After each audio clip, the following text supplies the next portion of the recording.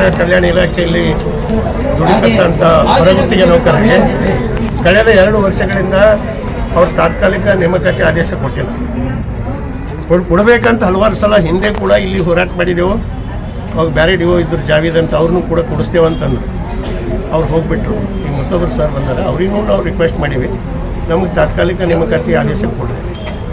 ಈಗ ಅವ man power agency ಅವನ ಅವಧಿ ಮುಗ್ದದ, ಅವ ಕಿತ್ಕೊಂಡು ಹೋಗೋನೆ ಏನಾರ ಒಂದು ಮಾಡಿ ಒಟ್ಟಾಡಿ ಮಾಡ್ಬೇಕು. ಈ ತಿಂಗಳು ಪ್ರತಿಯೊಬ್ಬರು ಸ್ಯಾಲ್ರಿನೂ 50, 100, 200 ಎಲ್ಲ ಕಡೆ ಸ್ಯಾಲ್ರಿನೂ ಕಡಿಮೆ ಆಗಿಬಿಟ್ಟಾನ.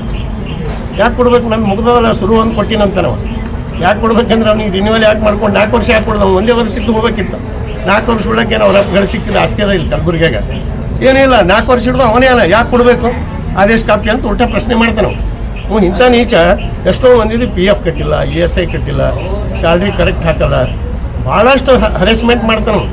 ಅಂಥವನಿಗೆ ಇಲ್ಲಿ 4 ವರ್ಷ ಆದ್ರೂ ಹಾಗೆ ನಡೆದ. ಎಷ್ಟೋ ಸಲ ಹೊಯ್ಕೊಂಡಿದ್ದವನು. Fish sharp manpower agency ಅಂತ ಎಷ್ಟೋ ಸಲ ಮೀಡಿಯಾದಾಗ ಹೇಳಿದೆವು, ಪತ್ರಿಕೆದಾಗ ಬಂದದ, ಅವನ ಬಗ್ಗೆ ಬಂದದ್ದು ಎಲ್ಲ ಬಂದ್ರು ಅವನ ಮ್ಯಾಗ ಯಾವುದೇ ಕ್ರಮ ಇಲ್ಲಿವರೆಗೆ ಜರುಗಿಸಿಲ್ಲ. ಮತ್ತು ಈಗ ಅವನೇ ಇರಬೇಕಂತ, ಅವ ಇರಲಿ ಯಾವಾರ ಇರಲಿ, ಕಾನೂನು ಚೌಕಟ್ಟದಾಗಿದ್ದು ಯಾವಾರ ಇರಲಿಕ್ಕೆ ನಮ್ಗೆ ಆದೇಶ ಕಾಪಿ. ಈಗೇನದು ನಾವು ಸೊಸೈಟಿ ಮಾಡ್ತಾಯಿದ್ದೆವು, ಬಿದರ್ ಮಾದರಿ ಸೊಸೈಟಿ ಪ್ರಾರಂಭ ಮಾಡ್ಲಿಕ್ಕೆ. ಮತ್ತು ನಮ್ಮ ಸಂಘದ ರಿಜಿಸ್ಟ್ರೇಷನ್ನು ಮಾಡ್ಲತ್ತೀವಿ. ನಮ್ಮ ಹಾಸ್ಟೆಲ್ ನೌಕರರ ಕ್ಷೇಮಾಭಿವೃದ್ಧಿ ಸಂಘ ಅಂತ ರಿಜಿಸ್ಟ್ರೇಷನ್ ಮಾಡ್ಲತ್ತೀವಿ. ಆ ರಿಜಿಸ್ಟ್ರೇಷನ್ಗೆ ಪ್ರತಿಯೊಬ್ಬರು ಯಾವ ಹಾಸ್ಟೆಲ್ದಾಗ ಯಾರು ಅನ್ನೋದು ನೇಮಕಾತಿ ಆದೇಶ ಬೇಕು. ಇದ್ದಿಲ್ಲ ಅವ್ರಂತಾರೆ ಕಾರ್ಮಿಕರು 10 ವರ್ಷದಿಂದ ಇದ್ದಿರ್ಬೋದು, 10 ವರ್ಷ ಹಿಂದಿನ ಆದೇಶ ಕಾಪಿ ತೋರಿಸ್ಬಿಡ್ರಿ, ಈ ವರ್ಷಿನ ತೋರಿಸ್ರಿ ಅಂತ.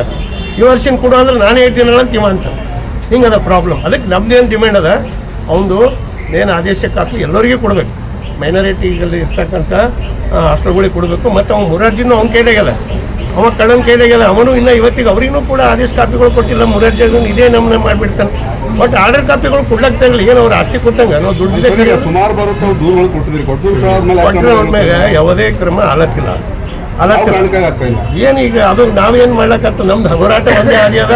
ಅವ್ರ ಕ್ರಮ ಜರುಗಿಸಲಿಲ್ಲ, ನಾವು ಹಿಂಗೆ ಹೋರಾಟ ಮಾಡ್ಕೊಂಡು ಕೊಡೋದು. ನಮ್ದೇನದ ಇವತ್ತು ನಾವು ಇಲ್ಲಿ ಗುಲ್ಬರ್ಗ ಸಿಟಿದಾಗ ಇವತ್ತು ಪಾಪ ಮನೆ ರೆಂಟ್ಗಳು ಅವೆಲ್ಲ ಎಷ್ಟು ಕಾಸ್ಟ್ಲಿ ಅವ.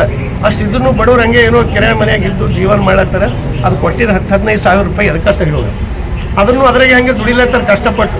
ಮಿನಿಮಮ್ ವೇಜ್ ಹೆಚ್ಚಿಗೆ ಮಾಡ್ತೀವಿ ಸರ್ಕಾರ ಹೇಳದ. ಇಲ್ಲಿವರೆಗೆ ಇನ್ನೂ 25,000 ಮಾಡ್ತೀವಿ ಅಂತ ಏಪ್ರಿಲ್ದಾಗ ಹೇಳಿದ್ರು. ಇಲ್ಲಿವರೆಗೆ ಅದು ಕೈ ಸೇರಿಲ್ಲ ಇನ್ನೂ. ಅಂದ್ರೆ ಇಂಥವೆಲ್ಲ ಅಗತ್ಯ ವಸ್ತುಗಳ ಬೆಲೆ ಏರಿಕೆ ಆದಾಗ ಕೊಟ್ಟಂಥ ಶಾಲೆ ಏನೂ ಆಗಲ್ಲ. ಮತ್ತು ನಮ್ಮ ಗುಲ್ಬರ್ಗಿ ತಾಲೂಕಿಗೆ ಅದು ಇಷ್ಟು ದಿನ ಇತ್ತು. ಈಗ ಹೆಂಗಾಗ್ಯದ ವಾತಾವರಣ ನಮ್ಮ ಮೈನಾರಿಟಿ ಹಾಸ್ಟೆಲ್ ಅಂದರೆ, ಒಬ್ಬರು ಸಚಿನ್ ಅಂತ ತಾಲೂಕು ಆಫೀಸರ್ ಬಂದರು. ಅವ್ರು ಯಾವ ರೀತಿ ಅಂದ್ರೆ ಪೂರಾ ಒಂದು VIP ಏನು ಅಗ್ದಿ VIP ಇರಲಿ, ಬೇಕಾದವ್ರು ಫ್ಯಾನ್ ಅವ್ನು ಶೋಕಿ ಮಾಡಲ್ಲ, ನಮ್ದೇನಿಲ್ಲ. ವೈಯಕ್ತಿಕ ಅವ್ರವ್ರು ಏನಾರು ಮಾಡ್ಕೊಂಡು ಅದು ನಮ್ಮ ಹೆಣ್ಮಕ್ಳಿಗೆ ಅನಿಸೋದು.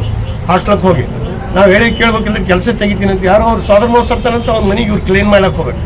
ಕ್ಲೀನ್ ಮಾಡ್ಲಿಕ್ಕೆ ಒಂದಿನ ಹೋದ್ರು ನನಗೆ ಕೇಳಿದ್ರು, ನೀವು ಹೋಗಬೇಡ ನಾಳೆ ಹೇಳ್ದು ಅಂತ ಹೇಳ್ದೆ. ನಾ DO ಸಾಹೇಬ್ರಿಗೆ ಮಾತಾಡ್ದೆ, ಅವ್ರನ್ನೂ ಹೋಗಬೇಡ ಅಂತ ಹೇಳಿದ್ರು. ಅವಾಗ ನಾ ಮಾತಾಡ್ದೆ, ನೀವು ಹೋಗಬೇಡ್ರಿ, ಅವ್ರು ಏನು ಮಾಡ್ತಾನೆ ಮಾಡಲಿಲ್ಲ. ಮರುದಿವಸ ಇವ್ರು ಹೋಗಲ್ಲ ಅಂದಿದ್ದಕ್ಕೆ ಇವ್ರಿಗೆ ಕೆಲಸಕ್ಕೆ ಬೇಡ ಅಂತ ಮನೆಗೆ ಕಳಿಸ್ತಾನೆ ವಾಪಸ್. ಮತ್ತು ನಾ ಅವ್ರಿಗೆ ಮಾತಾಡ್ದೆ, ಮೇಡಮ್ ಅವ್ರು ಏನೋ ಮೂರು ರುಜುವಾಗ ಅಂತ. ಮೇಡಮ್ ಇಲ್ರಿ ತಾಲೂಕು ಆಫೀಸರ್ ಮನೆಗೆ ಕಳಿಸಿದ್ರೆ ಕಳಿಸ್ತೀನಿ. ಅವ್ರು ಏನು ತಪ್ಪು ಮಾಡಿದ್ರೆ ಹೇಳ್ರಿ, ಅಡುಗೆ ಸರಿ ಮಾಡಿಲ್ಲ, ಮತ್ತೊಂದು ಏನಾರು ಮಾಡ್ಯಾರ ಅಂದ್ರೆ ಹೇಳ್ರಿ. ಏನು ಹೇಳ್ರಿ, ಅದೇನು ಪ್ರಾಬ್ಲಮ್ ಇಲ್ಲ, ಅವ್ರು ಹೇಳ್ಯಾರ ತೆಗಿತೀನಿ. ಅಂದ್ರೇನು ಏನು ಇವ್ರ ಆಸ್ತಿಗಳು ಅವ ಸ್ವಂತ, ಇವ್ರು ಹೇಳಿದಂಗೆ ಕೇಳ್ಬೇಕಂತ. ಹಿಂದೆ ಅಳಲ್ನಾಗಿದ್ದಾಗೂ ಅದೇ ಪ್ರಾಬ್ಲಮ್ ಮಾಡಿದಾರೆ. ಅಲ್ಲಿ ಇರ್ಲಿಕ್ಕೆ 12 ಮಂದಿ ಔಟ್ಸೋರ್ಸಿದ್ರು. 12 ಮಂದಿಗೆ ಟಾರ್ಗೆಟ್ ಮಾಡೋ, ನನ್ನ ಆಫೀಸ್ ಬಂದು ಕಸ ಹೊಡ್ರಿ, ಒಬ್ಬೊಬ್ಬರೇ ಕಸ ಹೊಡ್ರಿ ಅಂತ ಅಲ್ಲಿ ಬಿಟ್ಟು ಟಾರ್ಚರ್ ಕೊಟ್ಟು ನಾವು ಕಂಪ್ಲೇಂಟ್ ಮಾಡಿದೆವು. ಮಾಡಿದಾಗ ಜಾವೀದವ್ರು ಏನಂದ್ರು, ಇರಲಿ ಅವ್ನಿಗೆ ಕರ್ಸಿ ಹೇಳ್ತೀನಿ ಮಾಡ್ತೀನಿ ಅಂತ ಹೇಳಿದ್ರು. ಈಗ ಇಲ್ಲಿ ಬಂದಾನೆ ದೊಡ್ಡ ತಾಲೂಕು, ಭಾಳಷ್ಟು ಮಂದಿ ಬಡವರು ಇಲ್ಲೆಲ್ಲ ಕೆಲಸ ಮಾಡೋರ. ಅವ್ರ ಮ್ಯಾಗ ಹೆಂಗಂದ್ರೆ ಪೂರಾ ಡಿಕ್ಟರ್ಶಿಪ್ ನಡೆಸ್ಯಾರ. ಅದು ಆ ರೀತಿ ಸರಿಯಲ್ಲ. ಒಳ್ಳೆ ಅವರನ್ನು ಇಲ್ಲಿಂದ ತೆಗಿ ವರ್ಗಾವಣೆ ಮಾಡಬೇಕಂತೇಳಿ ನಮ್ಮ ಈ ಹೋರಾಟ ಮೂಲಕ ಸರ್ಕಾರಕ್ಕೆ ಯಾಕೆ ಈ ರೀತಿಯಲ್ಲಿ ಅವ್ರು ತಾತ್ಕಾಲಿಕ ನೇಮಕಾತಿ ಆದೇಶ ಕೊಟ್ಟಿಲ್ಲ. ಅವ್ರು ಕೊಡಬೇಕಂತ ಹಲವಾರು ಸಲ ಹಿಂದೆ ಕೂಡ ಇಲ್ಲಿ ಹೋರಾಟ ಮಾಡಿದೆವು. ಅವಾಗ ಬೇರೆ ಡಿಒ ಇದ್ದರು ಜಾವೀದ್ ಅಂತ, ಅವ್ರನ್ನೂ ಕೂಡ ಕೊಡಿಸ್ತೇವೆ ಅಂತಂದ್ರು. ಅವ್ರು ಹೋಗಿಬಿಟ್ರು. ಈ ಮತ್ತೊಬ್ಬರು ಸರ್ ಬಂದಾಗ ಅವರಿಗೂ ನಾವು ರಿಕ್ವೆಸ್ಟ್ ಮಾಡೀವಿ, ನಮಗೆ ತಾತ್ಕಾಲಿಕ ನೇಮಕಾತಿ ಆದೇಶ ಕೊಡ್ರಿ. ಈಗ ಅವ ಮ್ಯಾನ್ ಪವರ್ ಏಜೆನ್ಸಿ ಅವನ ಅವಧಿ ಮುಗ್ದದ, ಅವ ಕಿತ್ಕೊಂಡು ಹೋಗೋನೆ ಏನಾರು ಒಂದು ಮಾಡಿ ಒಟ್ಟಾಡಿ ಮಾಡ್ಬೇಕು. ಈ ತಿಂಗಳು ಪ್ರತಿಯೊಬ್ಬರು ಸ್ಯಾಲ್ರಿನೂ 50, 100, 200 ಎಲ್ಲ ಕಡೆ ಸ್ಯಾಲ್ರಿನೂ ಕಡಿಮೆ ಆಗಿಬಿಟ್ಟಾನೆ. ಯಾಕೆ ಕೊಡ್ಬೇಕು? ನನ್ನ ಮುಗ್ದದಲ್ಲ, ಶುರು ಒಂದು ಕೊಟ್ಟಿನಂತ ನಾವು. ಯಾಕೆ ಕೊಡ್ಬೇಕಂದ್ರೆ ಅವ್ನಿಗೆ ರಿನ್ಯೂವಲ್ ಯಾಕೆ ಮಾಡ್ಕೊಂಡು 4 ವರ್ಷ ಯಾಕೆ ಕೊಡ್ದು? ಅವ್ನು ಒಂದೇ ವರ್ಷಕ್ಕೆ ಹೋಗ್ಬೇಕಿತ್ತು. 4 ವರ್ಷ ಒಳಗೆ ಏನೋ ಅವ್ರ ಸಿಕ್ಕಿಲ್ಲ, ಆಸ್ತಿ ಅದ ಇಲ್ಲ ಕಲಬುರಗಿಯಾಗ ಏನಿಲ್ಲ. 4 ವರ್ಷ ಹಿಡಿದು ಅವನೇ ಅಲ್ಲ, ಯಾಕೆ ಕೊಡಬೇಕು ಆದೇಶ ಕಾಪಿ ಅಂತ ಉಲ್ಟಾ ಪ್ರಶ್ನೆ ಮಾಡ್ತಾನೆ. ಇಂಥ ನೀಚ ಎಷ್ಟೋ ಮಂದಿದ್ದು PF ಕಟ್ಟಿಲ್ಲ, ESI ಕಟ್ಟಿಲ್ಲ, ಸ್ಯಾಲ್ರಿ ಕರೆಕ್ಟ್ ಹಾಕಲ್ಲ, ಭಾಳಷ್ಟು ಹರೆಸ್ಮೆಂಟ್ ಮಾಡ್ತಾನೆ. ಅಂಥವ್ನಿಗೆ ಇಲ್ಲಿ 4 ವರ್ಷ ಆದ್ರೂ ಹಾಗೆ ನಡೆದ. ಎಷ್ಟೋ ಸಲ ಹೊಯ್ಕೊಂಡಿದ್ದವನು. Swiss sharp manpower agency ಅಂತ ಎಷ್ಟೋ ಸಲ ಮೀಡಿಯಾದಾಗ ಹೇಳಿದೆವು, ಪತ್ರಿಕೆದಾಗ ಬಂದದ, ಅವನ ಬಗ್ಗೆ ಬಂದದ್ದು ಎಲ್ಲ ಬಂದರೂ ಅವನ ಮ್ಯಾಗ ಯಾವುದೇ ಕ್ರಮ ಇಲ್ಲಿವರೆಗೆ ಜರುಗಿಸಿಲ್ಲ. ಮತ್ತು ಈಗ ಅವನೇ ಇರಬೇಕಂತ, ಅವ ಇರಲಿ ಯಾವಾರ ಇರಲಿ, ಕಾನೂನು ಚೌಕಟ್ಟದಾಗಿದ್ದು ಯಾವಾರ ಇರ್ಲಿಕ್ಕೆ ನಮ್ಗೆ ಆದೇಶ ಕಾಪಿ ಈಗೇನದು ನಾವು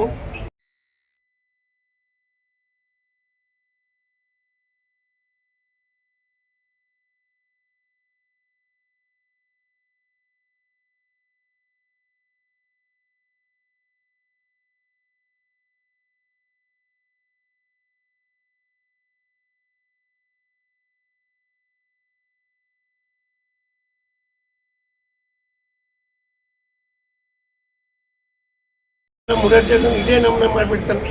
ಬಟ್ ಆರ್ಡರ್ ಕಾಪಿಗಳು ಕೊಡ್ಲಾಗ್ತಾ ಇಲ್ಲ, ಏನು ಅವ್ರು ಆಸ್ತಿ ಕೊಟ್ಟಂಗೆ ನಾವು ದುಡ್ಡು ಸುಮಾರು ಬರುತ್ತೆ ದೂರುಗಳು ಕೊಟ್ಟಿದ್ರಿ, ಅವ್ರ ಮೇಲೆ ಯಾವುದೇ ಕ್ರಮ ಆಲತ್ತಿಲ್ಲ.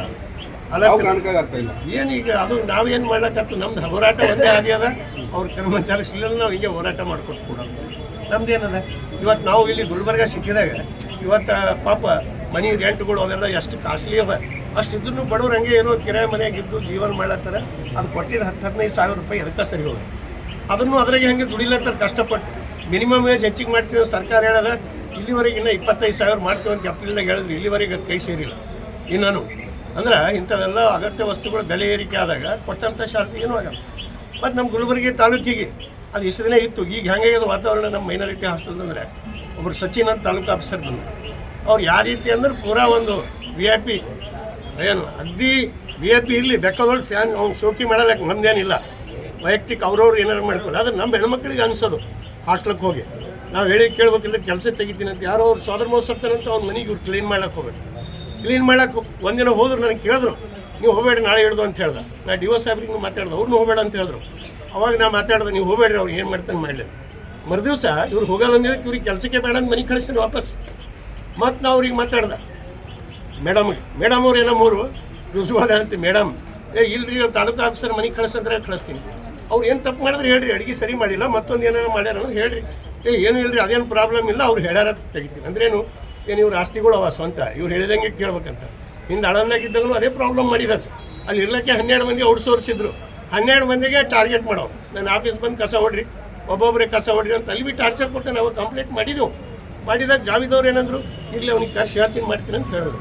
ಈಗ ಇಲ್ಲಿ ಬಂದಾನೆ ದೊಡ್ಡ ತಾಲೂಕು, ಭಾಳಷ್ಟು ಮಂದಿ ಬಡವರು ಇಲ್ಲೆಲ್ಲ ಕೆಲಸ ಮಾಡೋರ, ಅವ್ರ ಮ್ಯಾಗ ಹೆಂಗಂದ್ರೆ ಪೂರಾ ಡಿಕ್ಟರ್ಶಿಪ್ ನಡೆಸ. ಅದು ಆ ರೀತಿ ಸರಿಯಲ್ಲ. ಉಳ್ಳಿ ಅವರನ್ನು ಇಲ್ಲಿಂದ ವರ್ಗಾವಣೆ ಮಾಡ್ಬೇಕಂತೇಳಿ ನಮ್ದು ಈ ಹೋರಾಟ ಮೂಲಕ ಸರ್ಕಾರ ಸರ್ ಯಾಕೆ ಈ ರೀತಿಯಲ್ಲಿ